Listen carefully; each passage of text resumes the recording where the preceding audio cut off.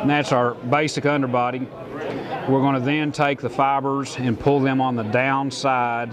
I've turned the fly over now, and this is a position that it's going to ride in the water. Hook point up. Just want to get as much of that pulled down as we possibly can. We're going to come in now and trim the back. The back legs are obviously the shortest, and we're going to work a little bit longer as we work forward, leaving the front group fairly long. We're going to cut off some more of this later on in the tying process. It just gives us that general shape. I'm going to trim any off the top. I'm going to put a piece of foam up there on top anyway, so it's going to be covered up. This is just simply craft foam that they sell at the craft store. I've got the width about the same width as the gap of the hook. I'm going to take the end and point the end to make the rostrum of the shrimp. And I'm going to take something and stick in the middle of that just to give me a guide hole that I'm going to run the hook through here in just a second. Take the fly off, put the piece of plastic on. I don't know, you tell me, Tony. Okay. Put the fly back in. And I'm going to cut it off, the piece of foam off to the approximate length the fly is going to end up. I'm going to switch now, and I'm going to use black 8/0 unithread. And this is going to end up making the body segments of the shrimp.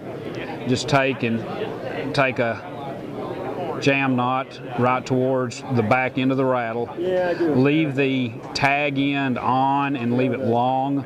We're going to use that to simulate the legs of the shrimp here in just a second. Make 5 or 6 good wraps, and then we're going to whip finish that off. Cut it off and move it towards the back. We'll make 4 different segments out of the body.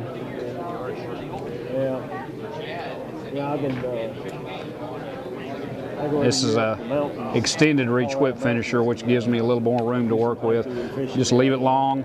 We're going to come back and trim that. Instead of going in July, we went to the river in Colorado and did some fishing. Okay, do the next segment. It's going to be about at the end of the other end of the rattle, the back end, or the front end, excuse me, of the rattle.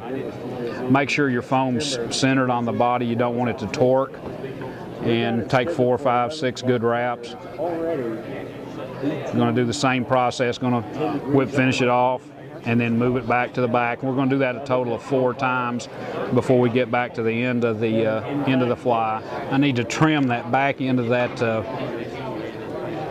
foam to a long triangle shape, so there's not quite so much we're working with at the back end as the body gets smaller on the shrimp pattern. Same thing.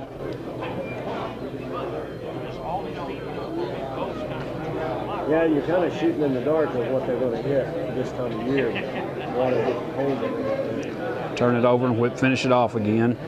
And the last one, we're going to have to trim the foam off just in front of the hook eye, so you've got a good clear hook eye. Make sure it stays right there up on top.